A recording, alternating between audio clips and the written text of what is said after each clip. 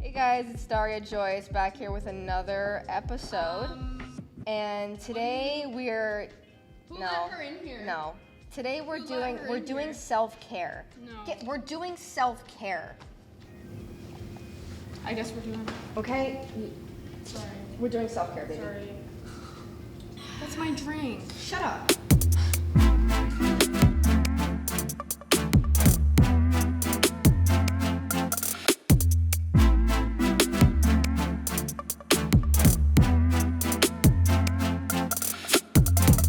Hello everybody, welcome back to the Super Sensitive Show. My name is Daria and we are here in the OCADU Live studio once again. Today we're going to be talking about self-care, self-love, all those little things in your day that you take time to do to make yourself feel more like yourself and less like other people, because we don't want to be other people, we want to be ourselves. Today, on this day, what day? Is it May? I don't know, I have glue on my finger, girl. She has glue on her finger, It's April, girl. though. It's April. And I am here getting my nails done. Like, I am in the studio getting a full set. It's a pamper day. It's a pamper day. It's a I want pamper day. everybody to meet my nail tech / best. It's a self-care session, please don't speak. I want everyone to meet my nail tech / best friend / neighbor / person I couldn't seem to get rid of for the past 13 years. Sam DiFabio. Oh my god, hey. Hey. Me and Hey, Sam, don't look at me, I'm shy. Don't look at me, I'm shy. Don't look at her. Don't look at her. She's shy. I'm shy. Me and Sam have known each other for 13 years, and I love how I'm just sitting here with my hand mid-air. Sam's gonna do my nails, and we've already prepped them. They've already been painted this like gorgeous light pink. Yeah, we're doing some press-ons, some chrome. Mm-hmm. We're gonna add some swirly other colors, which are really... Those are the super sensitive I was colors. gonna say that, I was like, can I say another brand name on the show? Another Anyways. brand name. Well, a brand name, but Yeah, I guess, like, it's yeah, the I guess. super sensitive. I know, but It's like... not Are you gonna colors, copyright? It's not brand, it's the We're super not sensitive. being paid to show these labels, so... This is an unpaid ad for me. Right. So, we're gonna glue these on, and then we're gonna do a little bit of design on it. We're gonna do some swirlies. Maybe I'll get her to write something whatever you super want. top secret on one of them. Like, I'd say we put super sensitive, but you don't have like 13 fingers, so sorry, girl. I forgot to put on my other fingers today. I literally told you. Put on 13 fingers. No one listens anymore. This is why you have to plan. When you're doing a podcast, you have to be proactive and you have to plan. Bro tip. When you have a self-care day, put on your extra fingers. All right, so yeah, that's what we're gonna do today. Now that I've cinched down your cuticles. Now that your cuticles are gone and Now they're that I glued have- to the nail. This is like a transformation. I have my claws now. This is amazing. Yeah. I never know how you do it with your own nails on. Like, is it easier or is it I've made harder? these really short, specifically so that I could do your nails today, so. Yeah. I think you should put the thumbnail on the pinky. I want to be able to just pick things up with my Would my y'all be nails. into that? Would y'all be into that thumbnail on the pinky? We're gonna live, do. we're gonna love, we're gonna laugh. We're gonna live. We're gonna love. We're gonna laugh. I heard a rumor that you work in social work. I heard a Who said rumor. that? I brought you here as a front to do my nails, but really, I found out that you work in I the knew mental it. health industry. Did you want a free therapy session? Because it's not really gonna work like that. That's what this is. Anyways, so You can charge me for a full set and half an hour of psychotherapy. Lord but knows I need it. yeah. I was gonna say Sam, and I was like, I'm not gonna victimize myself right now. The shaking. I'll just stab myself with the nail. No, Or- please. Yeah, I do work in the field of social work and mental health on a very micro level. For so now. I work for now.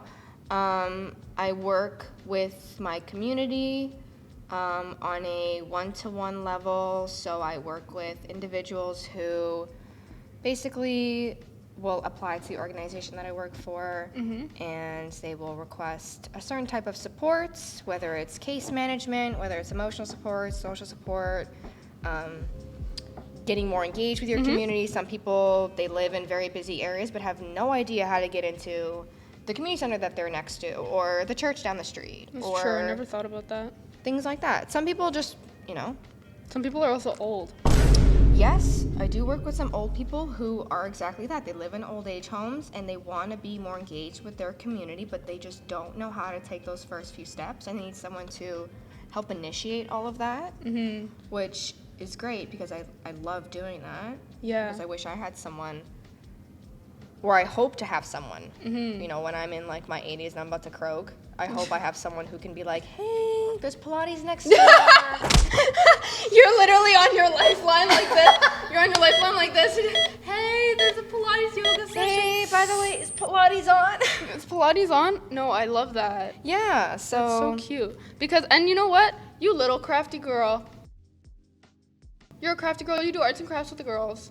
I do, yes. I work in a elder home as well. Basically for people who cannot live on their own, but they don't need like hospital level support. So I go there twice a week and I do staff engagement activities just so that when we're not there, the staff understand that, enrichment really makes a difference in the residents' lives. Yeah. Because some of them are just kind of sitting there bored in their wheelchair, and it's like, no, girl, you can be in a wheelchair. Let's do some fucking crafts. Let's do some crafts. What kind of crafts do you do with them? We do coloring, we do painting, we do air dry clay, we'll make whatever. We make, oh my God, we've done word searches, I did paint my feelings. I was inspired by your last episode. Inspired. Anyways. Yeah. I was inspired by the last episode, so I had two different. You did that today? No, I did that last Saturday. Love. There was two options. You could do paint my feelings, or paint my bedroom. So it was a matter of either getting in tune with yourself. Hold on. You made them paint the whole bedroom? I made them paint the rooms top to bottom. I said, Mary, that wheelchair can lift. I know it can. Mary. Okay. Mary. So I said, let's work your memory. As much as you can remember from your bedroom, paint whatever. Oh, that's so cute. And it was nice. Some people needed a little bit of assistance because they're a little lower functioning, so they require more help to understand the task at hand. Right. So. Wow. But yeah, no, it's great. Do a lot of these people struggle with mental illness, or are some of them like? Most of it is their cognitive impairments or physical disabilities, but some of them do have anxiety, depression, PTSD. So you do have to take that into account. A lot of them don't like loud noises, and you have to respect that because it could be for whatever reason. Yeah. Some of them are, in wheelchairs because of poor hygiene that got them either infections that grew around the body, and now they're partially immobile because it's caused infections and diseases. So it's little things like that. Self-care matters, guys. Take care of your body, take care of your mind, take care of your nails, even though that's, at that age, this is not your priority, but that's really interesting. It matters. That's really interesting because I feel like a lot of people forget that old people were young people at some point, and they had hobbies and interests and like at one point whatever. Everyone was a child. A whippersnapper. A falsetto child. A falsetto child. Yeah, I did a lot of training. Not all of it was necessarily mandatory, but when you drop out of university, you kind of have to compensate by retaking those programs outside of school. So see, but you're not a normal university dropout. You're a cool I don't consider myself a dropout because I immediately transferred the same year to another school. So yeah. I dropped out at the end of my second year last semester, and by September of that same year, I was at Seneca. Right. So I don't really consider myself a dropout because I went somewhere immediately afterwards. Sometimes. It is fun to say. It is fun to say. I'm like, do I want to sound cool and say I'm a dropout, or is it like? So where did you go? I went to University of Guelph for 2 years. I was a psych major. I was psychotic. No, I'm kidding. So I was there for 2 years. I was a psych major. It was very difficult walking into lectures of 700 people, all wanting to do different things, and you think you're all on the same page. You wake up one morning and you're doing neuroscience, and I'm like, this is not what I wanted to do, babes. I thought we were going to be talking about mental illness and like mental impairments, things that matter. You walk in, they're cutting up a cadaver. I swear to God, we're dissecting frogs. We're dissecting frogs, and it's like, what this got to do with the mental? That's really interesting. Yeah, so I left. I went to Seneca because it was more hands-on. I should have known. I went straight into a social work program, and it was phenomenal. I've learned so many things. I literally do not regret one bit of that schooling. I'm so happy I went there. That's amazing. It was a lot of... Because you were, like, doing stuff. Like, you had, compared to what I knew when you were going to Guelph and literally just studying versus when you went to Seneca. That's the difference. University's, like, study-based and, like, book-based, whereas Seneca is very much like you're role-playing scenarios, you're doing casework, you're looking at past social workers who've like broken their policies, and you're learning about what the policy was, why that was wrong, how they got caught for it, things like that. Yeah. So you learn more about how to do things by the book also. That's really fun and exciting though, because it is. like It's very exciting. You can be like at the family dinner and they start to talk about like mental health and you're like, no, shut up, because I literally studied it. I studied it. I am a ball of mental health issues on my own. Literally, so the moment someone mentions any sort of topic relating to the psychological components of a human, I'm like, I have to just duck in here. Chime in. So you do that kind of like mostly full time. That's like your main gig, your like career. Yeah. But then you have all these like mini sub hobbies, and I'm always stunned that you can just like pick up any hobby and just dive into it. I like to use that term, jack of all trades, master of none, but better than a master of one.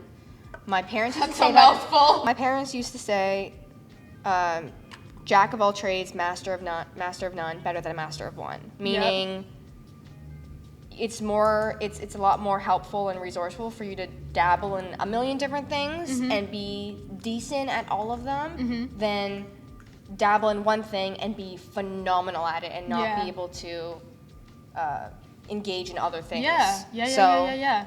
I definitely believe in that, I do. For sure. I feel like it's a lot more encouraging when people are like, I'm not really good at this, I'm not really good at that, but I can like do them kind of like half-assed. And it's like, no, that's better than you sticking to one thing and depending on that to, regulate to make your it your happiness. make it your number one thing. I think that's so true. And like POV, that's so true. POV, that's so true. You also like practice a lot. Like a lot. Like I'll see you with one set of nails one day and the next day it's another set. Yeah, there's and no other way to learn than to practice on yourself with nails, and I get relentlessly bullied by those around me for having nails on one day, and then by the morning of that next day, they're gone. Could be a couple of different reasons, but for now, we'll say it's because I'm so eager to try new designs, mainly because I want my friends to have nice nails at some point, so I'm like, if I have to impress my friends with good nails, I have to be able to do my own nails really well. So. And you do. I'm constantly calling her up and being like, I need a new set today. I want this. And I drop everything. Everything. Period. I wanted to talk about your experience with medication and and the process of God, no kidding.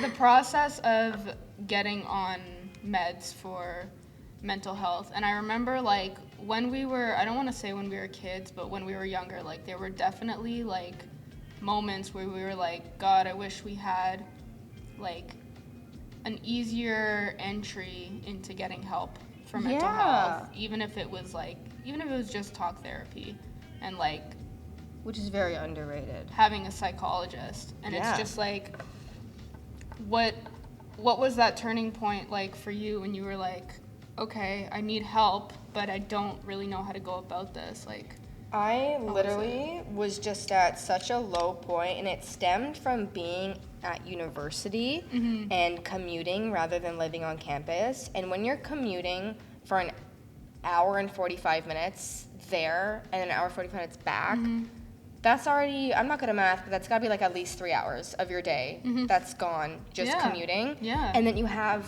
from, my earliest class could be at 8 and I'm getting there at 7, and then I have a class at 6:30 and I'm leaving at 9. Yeah. And I have no time for things like self-care. Yeah. So Friends. it was really literally anything. It's an issue when you don't even have time to like shower at night. Yeah. I don't even have time to like play with my pets. I don't have time to like pick out an outfit for tomorrow. Like the fun little things that kind of keep people going. I was lacking a lot of time for that, and it was just so depressing. It was such a low point. Yeah. And I was like, this is unbearable. There has to be a way that I can regulate my horrible, shitty moods. Yeah. And I swear it was like, I just came to my parents one day, and I was like, in the blue or the purple? Let's do blue on this one and then purple on this one. I literally, my parents in the backyard one day, and I went up to them, and I was just like, I would like to be on antidepressants now. Thank you very much. And I walked away, and I did not even leave room for them to say anything, because that's how serious I was, and I wanted no input because I was so dead set. Yeah. I was like, I don't need your input. I don't need any sort of questions. I know what I want at this point. It's been long enough. Letting you know. Yeah. Yeah. They don't make it easy. Not parents, but like the whole system. The Canadian mental health system is garbanzo beans. Yeah, and I don't know, because I remember I was on a 9-month wait list, which at is Mackenzie Health, unacceptable in my opinion. Mental health center, just to speak, just to have a 2-minute conversation with a psychologist to get a diagnosis. Like, they didn't wait to put me on antidepressants when I did ask, but like a 9-month wait list for something that could have been really urgent. And you know what? If I can say this, some people don't have 9 months. No, it's true. Some people don't have 9 months. Some people are our age, and they may not make it to that 9th month. They're not waiting because of how bad their issues are. Yeah. And it's really depressing and really sad, but you have to think of it like that when you're in this field. No, which is it's why true. there's a sense of urgency in my field, and I do love that sense of urgency because it gives me something to think about on a regular basis. Yeah, it keeps you like motivated. Yeah, absolutely. But it's true in a sense where it's like it's either you take your time and you wait and you're like not seen as taken seriously, or you're in the ER. Yeah. It's like one or the other, and it's like, well, we shouldn't have to pretend to be in a critical state. But exactly, and even if you are, sometimes you're still overlooked. Unless you're quite literally on your last couple breaths. Yeah. The system is like, you don't seem to have any issues that I need to address right now. And it's like, actually, I'm quite literally telling you it's an emergency. If you feel like talking about your mental health and what you God, deal with on a Bailey. Who's Bailey? I guess I'll start with... I have borderline personality disorder. How do you deal with that? What's your daily like? Or what's the biggest... I don't deal with it at all. She's on medication, but she doesn't deal with it at all. I don't deal with it. It doesn't add up. The joke is that I don't deal with it, but really I'm doing everything in my power to... Deal with it. To handle it. To deal with it. No, to deal with it, yeah. What even was the question? I got so like, distracted. What's the biggest challenge that you kind of face, do you think? Oh, goodness. My relationship with other people. Yeah. When you have a personality disorder or any sort of disorder that is kind of pushes you to, or not pushes you, but has you acting a certain way, your biggest fear is like, I really don't want to be seen as toxic. I don't want to be seen as a bad friend. Yeah. So you really question your relationships on a daily basis with people. Like you're hyper aware of how you're hyper aware, hyper empathetic to the point where it's debilitating sometimes because something might happen in someone else's life and I take it home with me. Yeah. And then I might be like, maybe I'm part of the problem. Maybe I'm part of the reason that this could be a thing. And it could be completely unrelated to me. Yeah. It's little delusional ideas like that where I'm like, oh my God, I'm the reason for this, or this is why this is happening. And Yeah, it's, so a lot of like negative so self-talk. many negative delusions, negative self-talk, introspection, but on a level where it's like, this is not necessary, girl. Yeah. You know? Yeah. I think it's interesting that you can, like, I've always admired how self-aware you are, but it's not like that necessarily makes it any easier to kind of deal with those things. Like, ignorance is bliss. So, yeah. you know, the more you know, sometimes it can be more painful. But yeah, I worry about my relationship with people. That's kind of just a BPD thing, is you act out in really like horrible ways sometimes. So the medication that I'm on, they are, I'm on antidepressants, sertraline.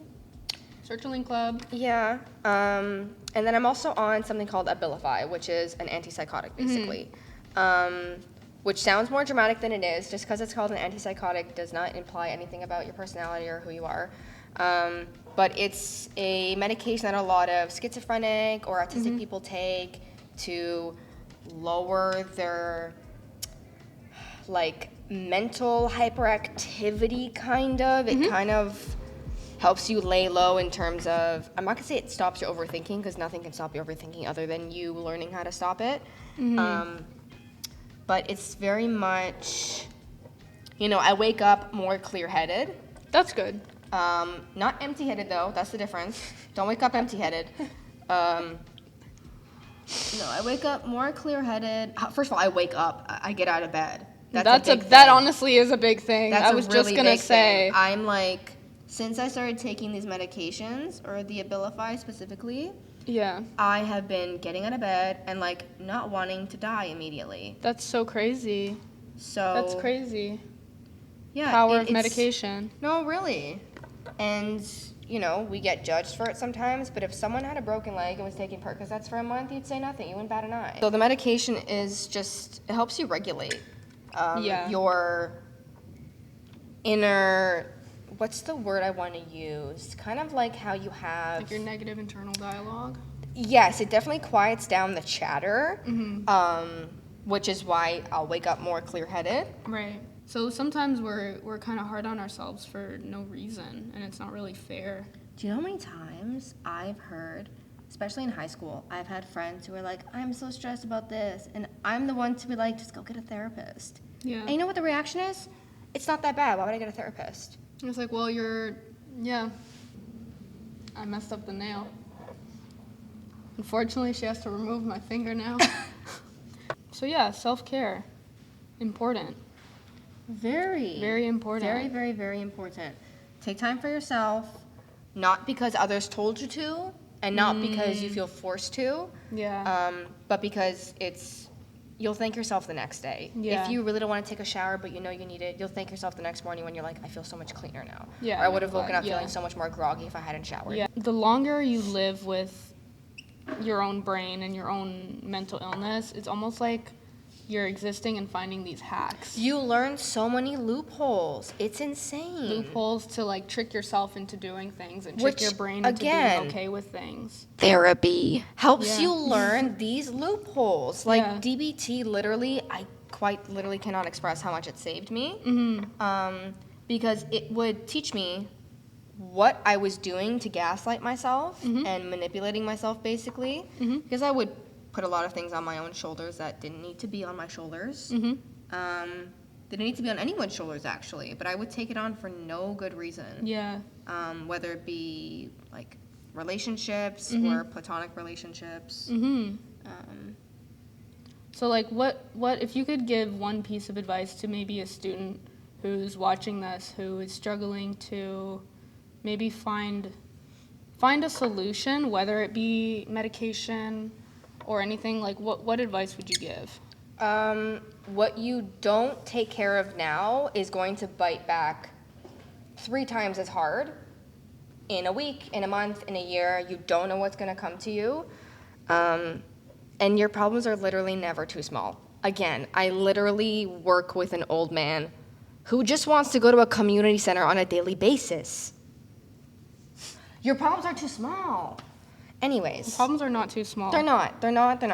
Whether it's your stressed about a friendship, whether you just got out of a friendship or relationship, you failed a class, it doesn't matter what it is. There is someone out there like me who is looking for someone like you to help. Think of it like that. There's people That's a like good me way who to put are it. dying to help someone like you. So, with experience too, someone who knows what you're dealing with. Yeah. So do not underestimate whatever it is you're going through. It's silly for you to underestimate. I'll tell you that right now. It's silly.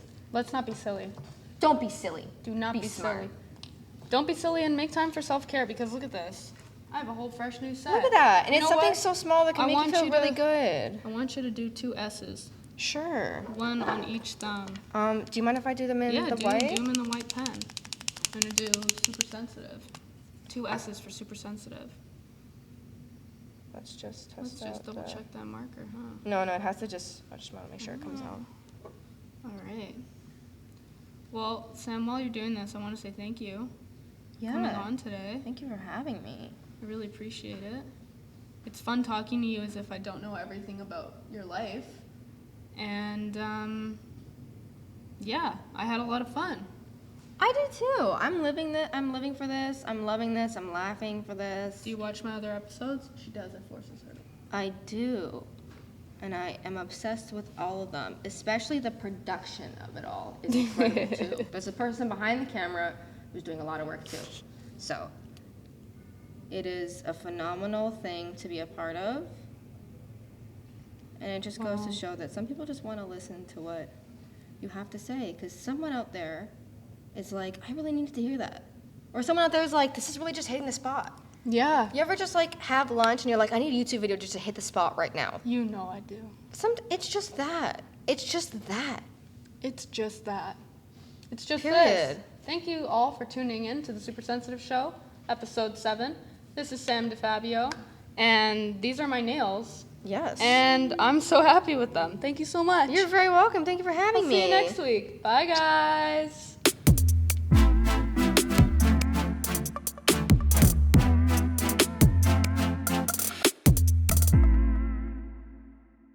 These are looking really good.